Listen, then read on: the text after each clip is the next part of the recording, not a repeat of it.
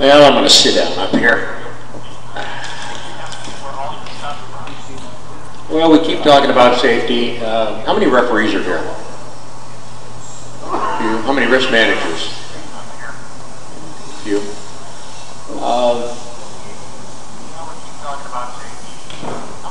Patrick's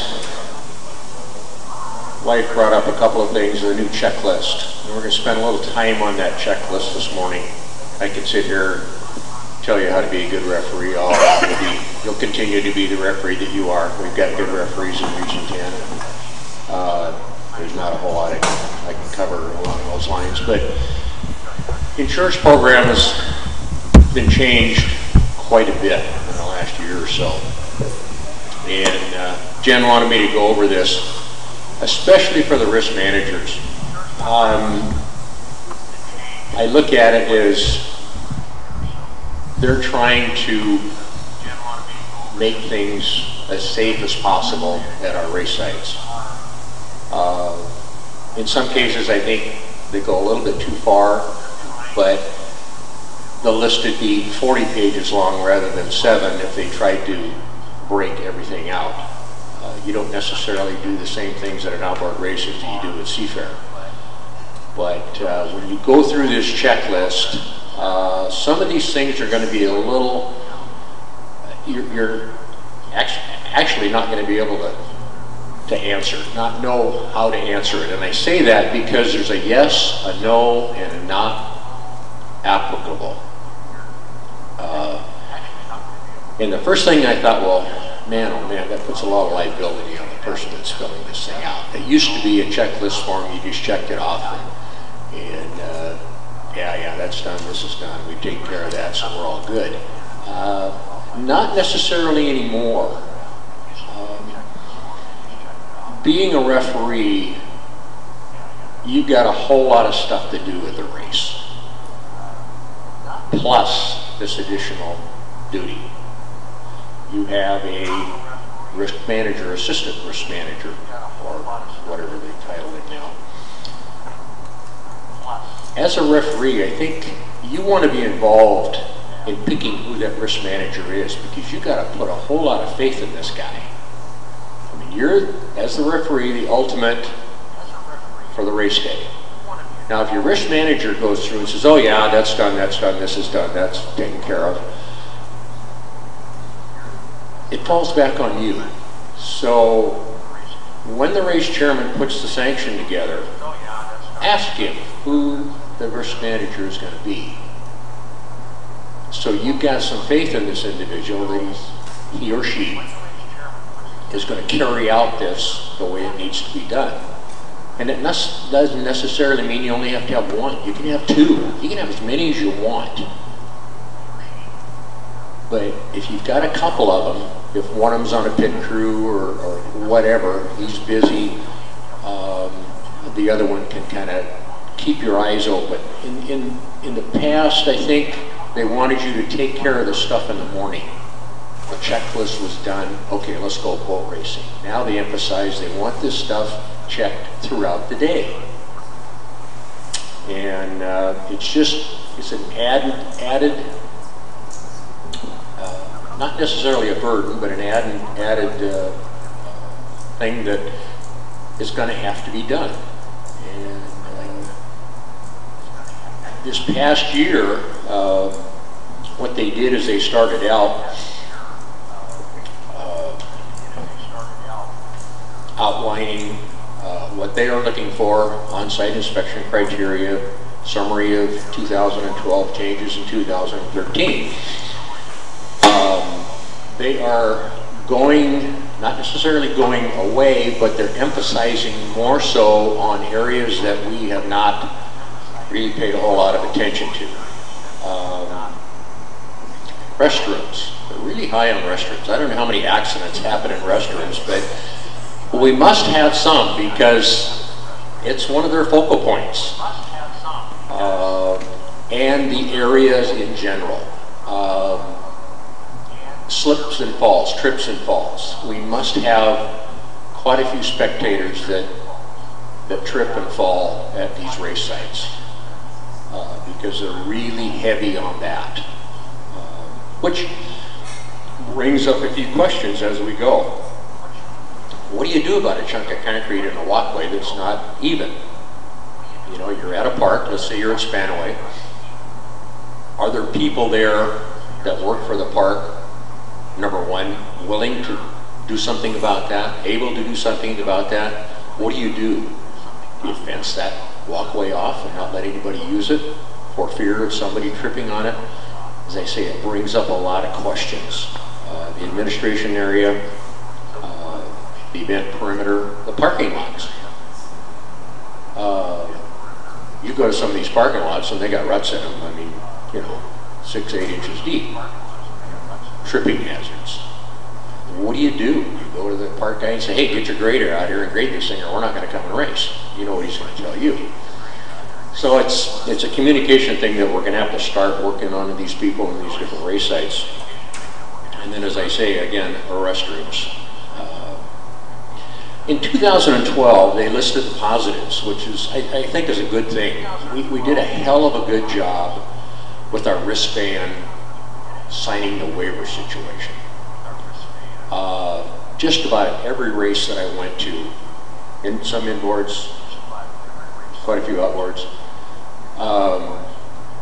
people really did their job. They got the fencing up, and in most cases, the thing I think that worked out the best is when you clear the pits at a certain time in the morning. Get everybody out of the pits, and you can't come back in unless you have a wristband. They did it in the inboard races, they did it in the outboard races, and it works very, very, very well. As they say, the restricted area, the layout, wristband waivers, enforcement, your emergency response, the rescue teams, security, was all really a good thing in 2012. Opportunities for improvement. The spectator viewing areas. They hit really, really hard on bleachers. When I first thought after reading through all of this stuff, if you've got bleachers, block the damn things off and don't let anybody sit on them. There's probably 15 items that you go through on them, just on bleachers, that they want you to check off here. Spectator viewing area, course race setup, spectator protection, general safety, walkways, bleachers, emergency response, written plan for emergency response. I brought this up at the region meeting, and a couple of people said they had it, and I think Seattle Dragon Ski or Seattle Inboard, one of the two have an emergency plan written up. What we need to do is we need to get a copy of that and everybody have one written up someplace just in case somebody ever asks. Severe weather, watching warning procedures. Well, in most cases here in Region 10 we can look up and see what the weather's going to do, but you know, they want something in writing on how this stuff is going to be taken care of, ultimately. As far as the race courses are concerned, they've changed a few of the distances. Minimum distance from outside marker to fixed spectator area is 120 feet. These distances are all listed on this form that you're going to have to fill out. And we've heard a lot of talk about outside marker buoys. Ideally, they want you to mirror the race course. If you've got 12 buoys around the race course, ideally they'd like 12 outside marker buoys. Well, we know that doesn't happen, but we do the best that we can. Now, not having them available is not a real good excuse. And we run into that several times. Well, we just don't have any more. Well, you got to think about that before you go to the race. Are you sufficiently supplied in putting this stuff together and making it work? The spectator protection, the minimum setback for spectators from the shore. If you've got a 36-inch barrier, permanent barrier, that suffices. If you don't have a permanent barrier, and that's anything 70 degrees or to vertical, If it's less than 70 degrees, you go back to your 30 feet behind with your fencing, because it's not something that's going to stop a boat or something like that coming up on shore.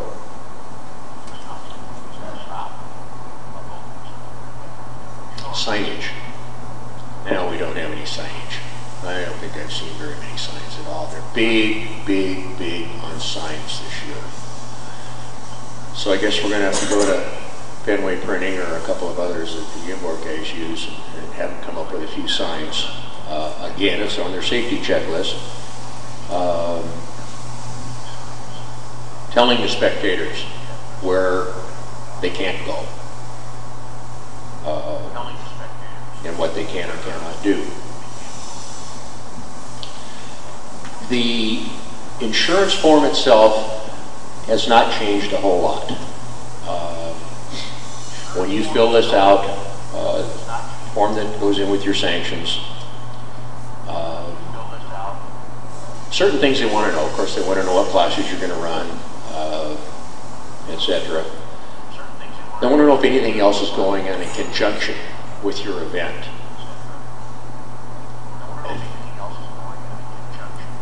Somebody else is doing something in the facility at the same time we are. And it highlights in here, it's important that we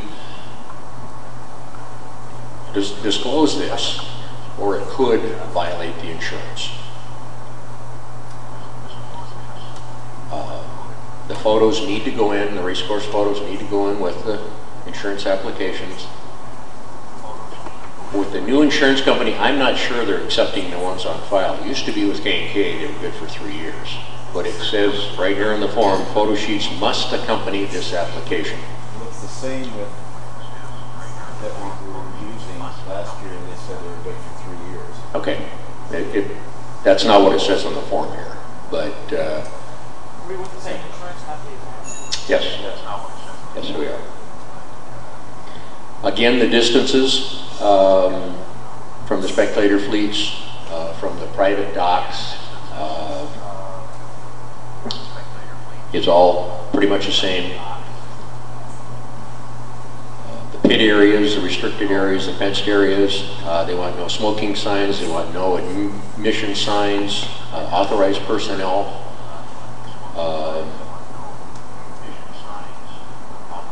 They want more of this so the spectator doesn't have to guess where he or she can go or can't go. Another big item is playgrounds. You know, we've got a big playground at Silver Lake and Everett where the outboards run. It says it will be supervised continually. By whom? It doesn't say by whom. It brings up questions. We've got no control over the playground at this particular facility, but it says supervision must be provided. Bleachers, I touched on that. As I say, the list is really long for bleachers. The checklist for them. Rick? Yes? At the terrace, they bring in bleachers, but they're only 3 feet high. And I just, on the insurance form, I just fill out, I said they're temporary aluminum bleachers. They bring them in, and they've been fine with it every year. Yeah, that's fine. I think the permanent ones are the ones that they really have problems with that are getting old. Well, the big one, like a Black Lake, maybe. Yes. A little big. Yeah. Yeah, when they bring them in, you know, you're renting them from them, or somebody is, they're going to be as liable for those things as we are. So they've got to make darn sure that they're in good shape.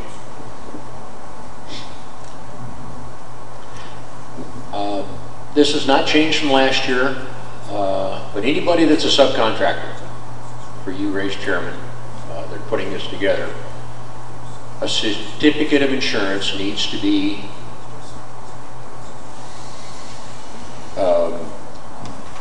received from anybody who's providing a service for us. The crane, the ambulance, the concessions, any of these people that provide service, we have to have a certificate of insurance. from them. And these are really difficult to get the day of, so put that in your notes to make sure that you ask for them ahead of time. They all have them, but just get them.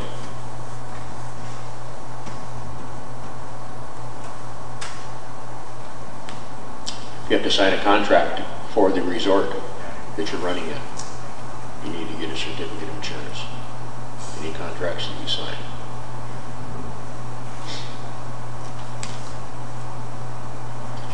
We don't have anything to do with aircraft, so we don't have to fill that thing out. The race course document, as far as distances go, try to be as realistic as you possibly can. Yes? Go back to that certificate of insurance. Yes. I've never gotten anything from any of that. I supply the certificate of insurance. I give one to the crane company, the city, and the county, and the rescue. We are listing them as additional insured on our insurance. The new insurance company is not insuring those people. The new insurance company wants a certificate of insurance from them stating that they have their insurance. Is this new from last year? No. Because last year all I did, I called the insurance company. I said, would you please send a certificate of insurance to these people? They said okay, and they did. Yeah, they will. They will. That's not a problem. It's always been that way. We could always get certificates going the other way for the cities, the municipalities that we're running in. They always want proof of insurance that we have it.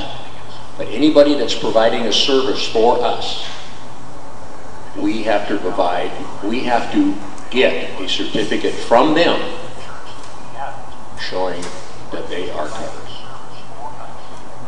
That's Santa cans, cranes, and some ambulance companies, depending on what you're an aid station. What about law enforcement? Law enforcement is covered. Fire departments are covered. Yeah, uniformed, they're covered. That's not a problem.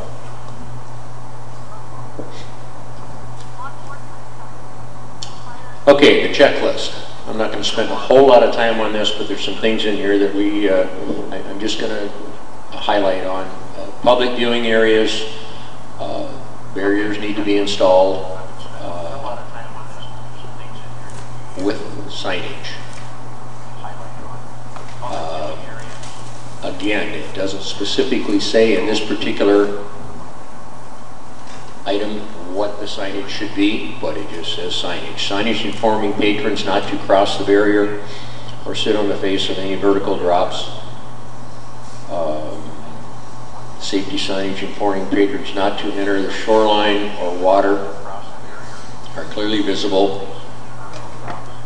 Safety signage informing patrons of other applicable hazards clearly visible throughout the spectator area. We must have had some wind problems last year because they're requiring you to make sure that your pop-ups, tents, canopies, etc. are secured. You put the stakes in the feet, you hang concrete blocks off each corners, etc. So someone probably got smacked in the head with a flying pop-up or something. And, as I say, the bleacher area is 17 items long. Anywhere from slivers that may go into somebody's hiney or all kinds of stuff as far as that goes.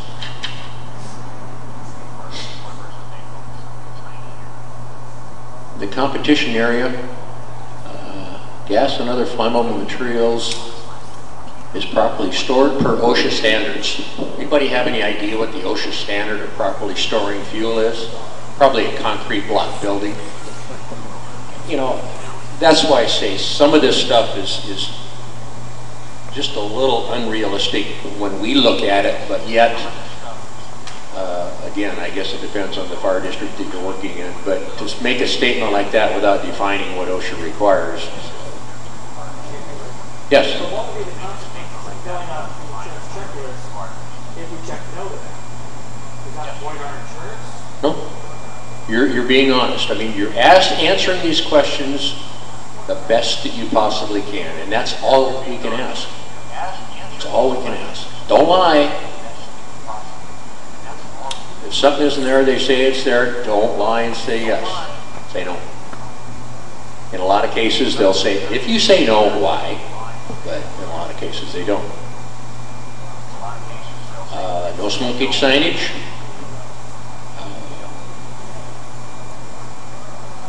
Ground surfaces on which the crane is positioned is a substantial concrete surface that is able to weather the, and the sentence ends. Number one, I haven't seen a crane at our boat races on a substantial concrete pad, but I don't know what else, I don't know what the rest of the sentence is. Somebody didn't do a real good job of proofreading this, unfortunately. Taglines should be used. Shall. No, taglines.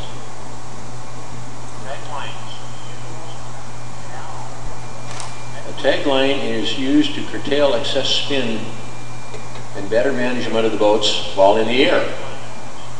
Some crate guys don't want taglines.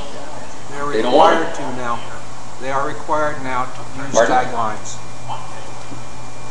State Washington requires it. Okay, if the state requires it, then they will.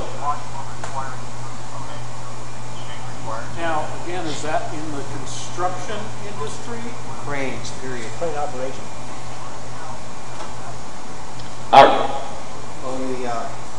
On the fuel, one of the things I noticed last year when I was taking some pictures of stuff that I saw at races, a lot of races, it's a real nice fuel dump setup, fenced off or plastic tubs, but the caveat is right next to the tub, where the fenced off area, and all four corners is fire extinguisher.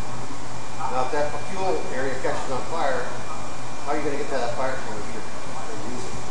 So take a look at that. I saw 4 races last year where the extinguishers were right next to the fuel dump, I mean within inches. And really, they're useless at that. So It looks good, but as you say, they're useless. 6 to 10 feet. I don't think it's a rule, but I think just about every inboard camp has got a fire extinguisher, if I'm not mistaken. I know the outboarders, most of those guys have them in their trailers. And again, the fueling thing differs from race site to race site, depending on the fire department. Some of them don't care. Others, like Seafair, you've got to have a fireman standing right next to you when you're fueling. So it goes from one extreme to the other. But if you are required to put a fuel dump in, it's got to be fenced and it's got to be signed.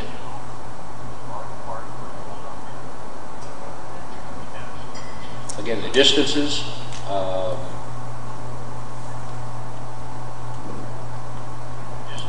do the best you can. Let's say in here that fire department personnel are on site for all fuel transfers. Yes, it does. That's the question. The answer is yes, no, or not acceptable, or I mean not applicable. If you don't have any fire personnel at the race site, then no, you can't do that. So don't answer it as yes. This situation, and this got brought up at the meeting with regard to drinking. And the question was, if somebody has been drinking, can he go in the restricted area?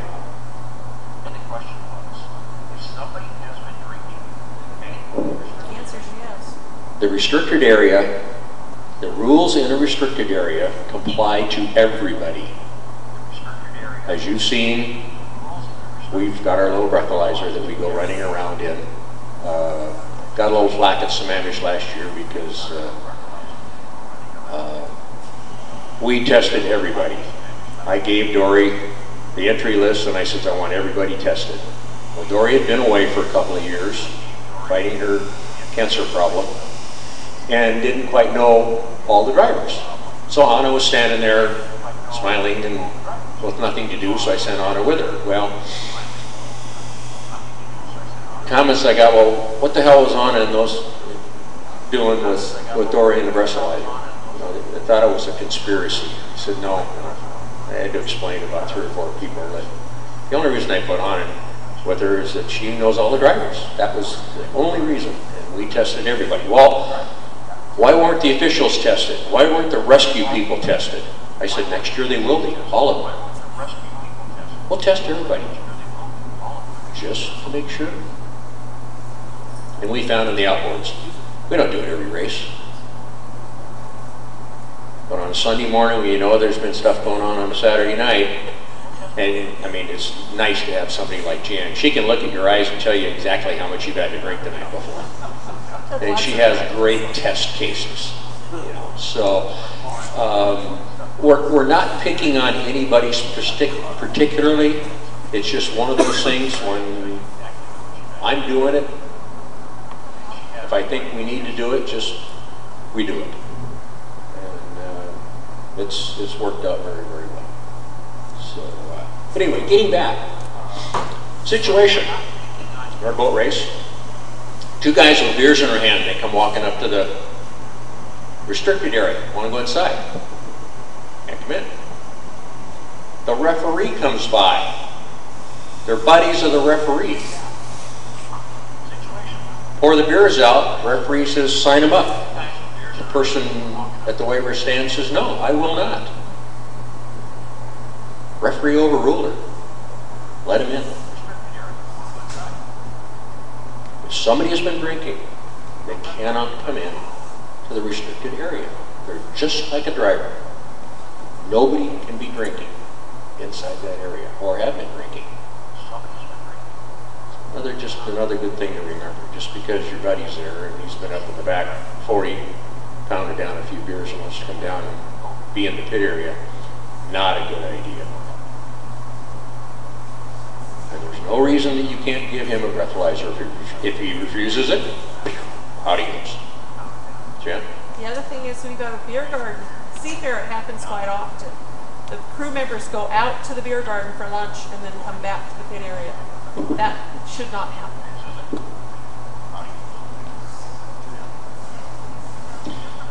Okay, safety warning signs are highly visible, good repair, appropriate places, and note exposure risks. Again, back to the signage. Exit signage. These people got into the place without any signs. I guess we got to show them the way out. I'm being facetious. I shouldn't be that way. Yeah, because they've been. They come in pairs, one knows the way in, the guy knows the way out. There you go. An APBA representative has been designated as the media spokesman for this event. Ideally, this individual should have gone through a formal crisis communication training program. Okay. An emergency response plan. That's the one that I was talking about. One of the clubs in the region, if not more, have got one. John Cartwright, I've got copies here. Okay, okay. Gentlemen. What we need to do is just make some copies of that, give it to some of the other clubs and let them go through and refine it. Just so we don't have to reinvent the wheel, every club in the region.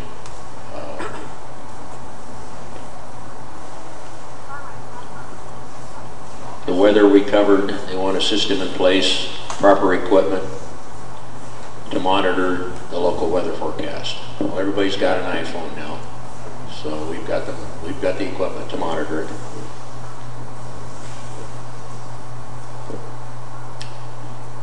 Jan, what did the ALS situation on the ambulance? Because there's only 3 states it applies to, and the referees test it said ACLS, didn't it? In Washington State, ACLS is not a requirement for an ambulance to provide unless we pay the additional money. That's how you're an aid station. In Right. Washington State, you're an aid station. So we asked the insurance company about it. They kind of poo-pooed us. Howie Nichols, I think, in Region Right. 5. Florida being one of those states that's aid station only, sent some literature to the insurance company. We haven't heard anything yet. Washington State, I think it's South Dakota and Florida are the 3 states that are aid station only. So, and referee's test says ACLS, which is advanced life support. But then it's supposed to be on each, available on each ambulance or each medic unit. In our case here, our guys in the water are EMTs at different stages. So. Well, and again, filling this form out, the risk manager should go up to the ambulance and just ask them, are you or are you not? If you're not, check no. Everett, well, because Medic 1, they are ACLS, but that doesn't happen very often. Right.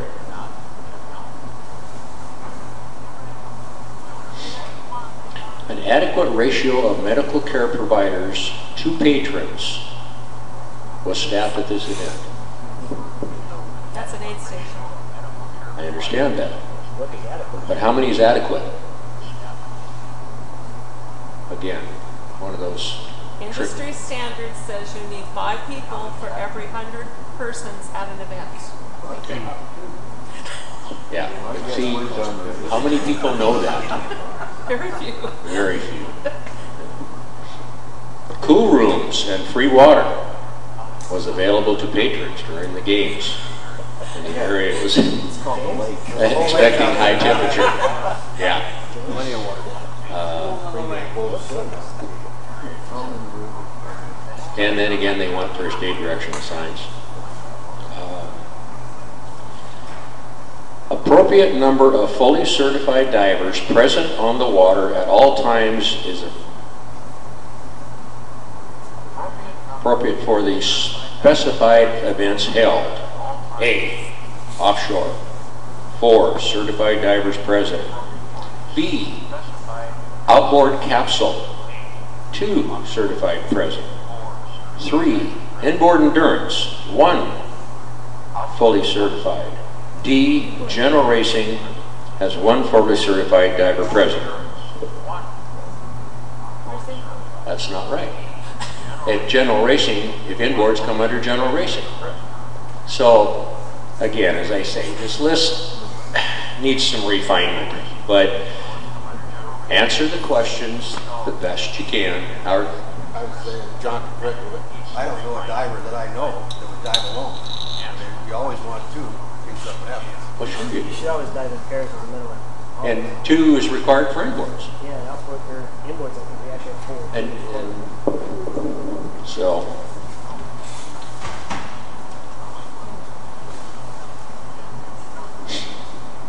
and they touch base with the fire department, fully charged fire extinguishers. Hopefully nobody's dragging one around that's not.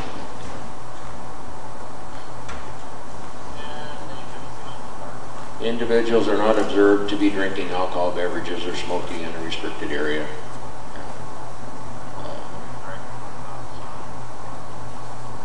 A sample credential board be located at all entrance gates in restricted areas. I know that happens at Seafair. In Tri-Cities. I don't think it happens. Security code of conduct signage is located at or near the entrance. Again, no smoking, no swimming signs.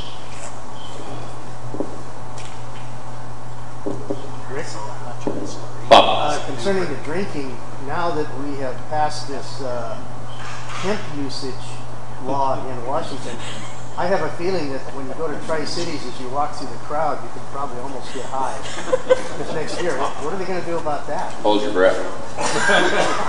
Actually, I can comment on that because it is not legal to use marijuana, even in the state of Washington, in public. It is not legal in public. You can use it at home all you want, not in public. Okay. Point in case, there's been some issues recently with some municipal quality. If you're on a chairlift and the guy in front of you smoking dope, you might not be able to pass the security clearance tomorrow. And that's part of the rulemaking process that they're working on Olympia. Is they want to make that a little clearer along with all the other stuff they're doing about how to buy and sell. But you cannot use it outside. Okay. One other item that comes up that we ran into last year, it happened to be in inboard pits, but it can be in any pits. You have a restricted area, you have wives and you have children. There used to be inside the restricted area.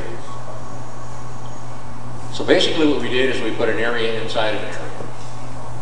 Fenced area inside the restricted area, which accommodates the insurance company. It makes the wives a whole lot happier, and their kids can be in there with them, and it was a great item that pacified everybody. So again, keep it in mind if you have that situation. It takes 30, 40 feet of fencing inside the area. As long as they have their wristbands, they're good to go in and be in those areas. And that way the driver doesn't have to go all the way outside the restricted area to meet with his kids or see his wife. He can just walk over to the compound, and as I say, it worked out for everybody.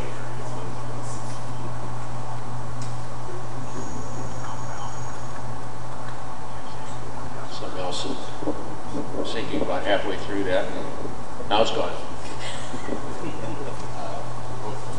Yeah. Oh, did it have to do with minor waivers? John? Did it have to do with minor waivers? 'Cause I think Yes, it did, as a matter of fact. Thanks, John. One of the areas that they were concerned about this year, which was a change from before, is the minor waivers. The minor waivers must be signed at each race. They're no longer good for the whole season. Now, questions as far as who has to sign that waiver. The person that is accompanying the minor. Does not have to be the parent. Who's in charge of that person while they're inside? Could be an older brother, could be a friend.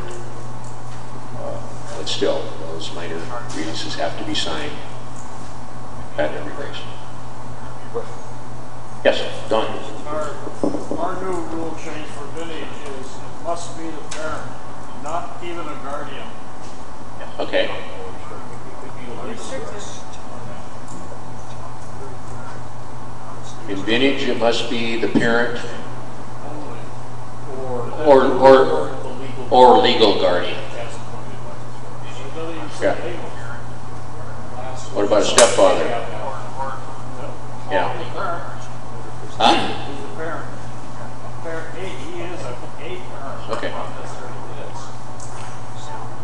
Yeah, it's really goofy. So vintage isn't parent of record, it's a parent with the child. Well, you know who wrote that up? I know. Say it. Yeah. That's why we're trying to change it. You've gone more restrictive, so now at an inboard race, we have to watch what vintage is. If the vintage is there, yeah. Yeah. Yeah. Rick, Jim, what is the minimum age of minors? the minimum age of minors? Yeah, that There are isn't any. allowed in the outfit. There isn't Yeah, there is. Inboard is 14. any. In the restricted area, but if we put the area inside the area, okay. Then we're good. In the inboard area, 14. And for us? 0. Yeah, that's the one there isn't any. Outboards are exempt. Yeah. So, selected outboard classes at an inboard race? We are not exempt. Does that tell you anything? So how do we get 9-year-old kids in J In their boats. inboard race? They can go, the way the rule says is that they can go to their boats and they can hang in their area, they can't be in a crane area, that's what it says. It's like the separate restricted area for the family. Yeah, the same, you just have to separate them. So we once do. they get into Moses Lake, they can't get back up because they got to walk back. That is correct. Yeah. Okay. And go up the hill. There you go. Now, I would think if the category is listed on the sanction, it goes under the category rules. Well, and at a place like Moses, the way the pits are set up, it's actually pretty good because we have the outboard stuff over Right. by the ramp, and the crane is in the middle of the belly of the beast there. And inboard Lawrence is the same, so Blake will have to be the same. Inboard Lawrence is the same as Soap Lake, and if we run them at Sammamish at the end of the year, we can have them on the other side of the PA or whatever and separate them that They way. cannot be with the inboards. Okay. Any questions on this wonderful list that was put together? So again, purposes. So all these things then will apply to a race course, or you need to be applicable on certain things? They are asking, they're not stating, they're asking questions. And you are answering them yes, no, or NA. And if it doesn't apply to your race, then mark NA. If you have to answer the question no, answer it as no. There's no penalty for answering it as no. They just want to know what the situation is. And I don't know, maybe that's why this thing is so broad. Maybe they want to pare it down to have a checklist for outboards or a checklist for inboards. I'm not sure where they're going with this, but unfortunately who put this together probably didn't have a whole lot of time to do it. Consequently, it's got some holes in it. But as I say, just do the best you can, and that's all we can do. So when I'm setting up an event, you try to cover most of these, or the general look of them, so that you are applying? Yeah, you try to answer, you try to do and answer the question, most of them. I don't mean answering the questions. I mean setting up for an event. Okay. Trying to cover a good part of these, so then you are applying as a yes to this event. Where you can, absolutely.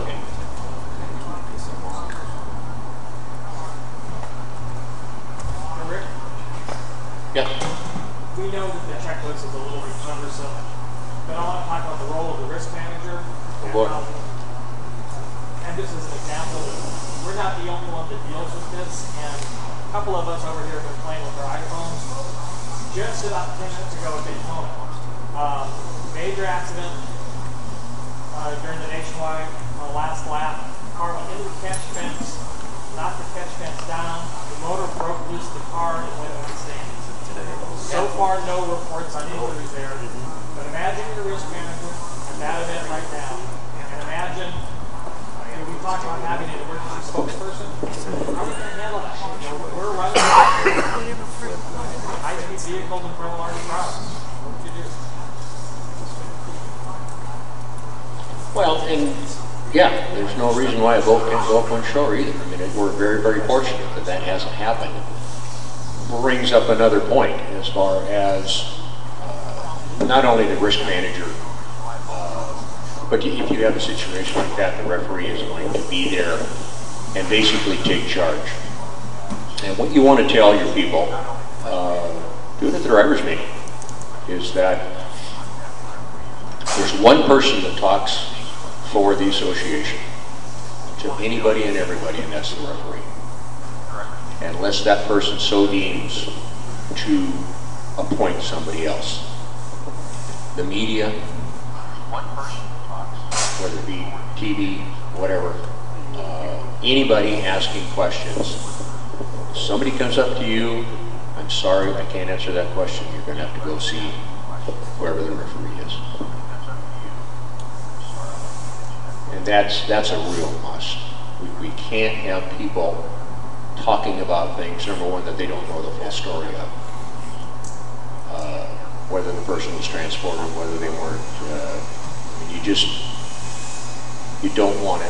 You want to be polite, just say, I can't answer that, or I don't know, and pass it on to the referee. Yes, sir? It actually goes beyond that. A couple of examples that we've had recently where, i.e. the smartphones, the technology, people from the pits texting their friends at home, Facebook, etc., can't have it. I mean, in certain situations, they didn't have the person in the ambulance and people knew what was going on. It was. They were saying things that they had no way to authenticate to begin with, but they were saying it was the fact. Yeah, yeah.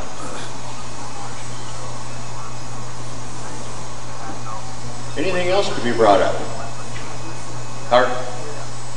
Well, as I read through that checklist, and I think all of us are going to be the same thing, I don't think we're back to the letter of the law. I think it's the intent of the law. I think what you have to look at is, as long as you made a real effort to abide by what they'd like to have, in some cases you simply aren't going to be able to do it because it doesn't apply or isn't feasible. As Rick said, I would answer it that no, or explaining to say not feasible at this site because of, make it short.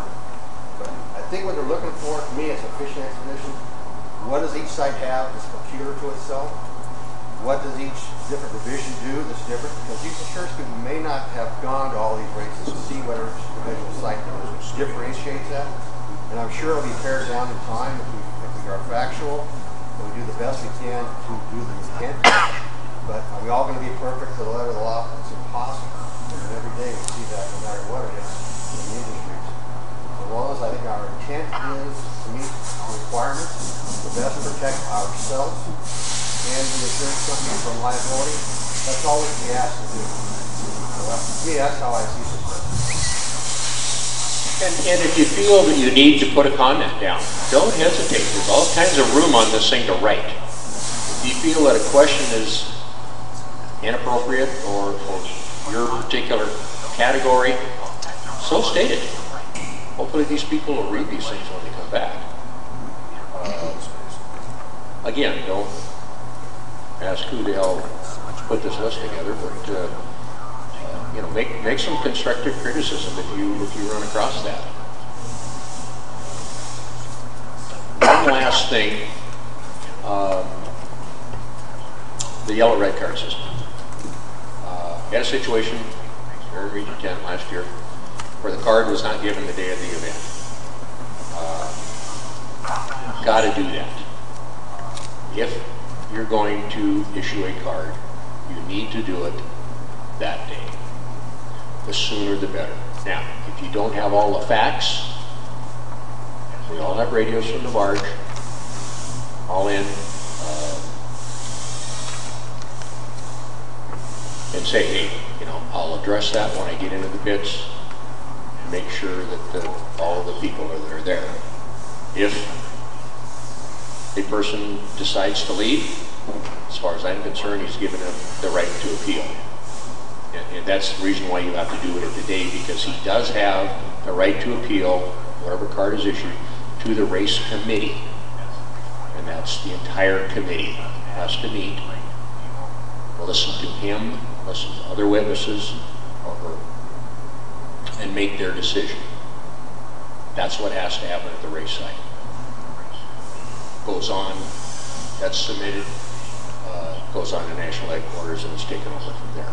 But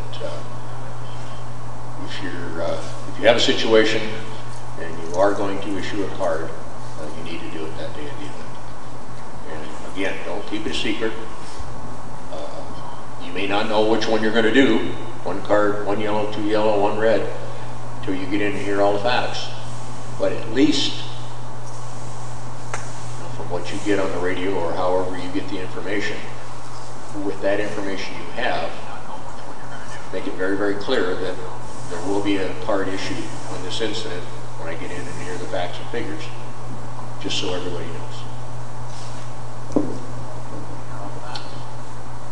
Anything else? Thank you all for not leaving. Thank you, Rick.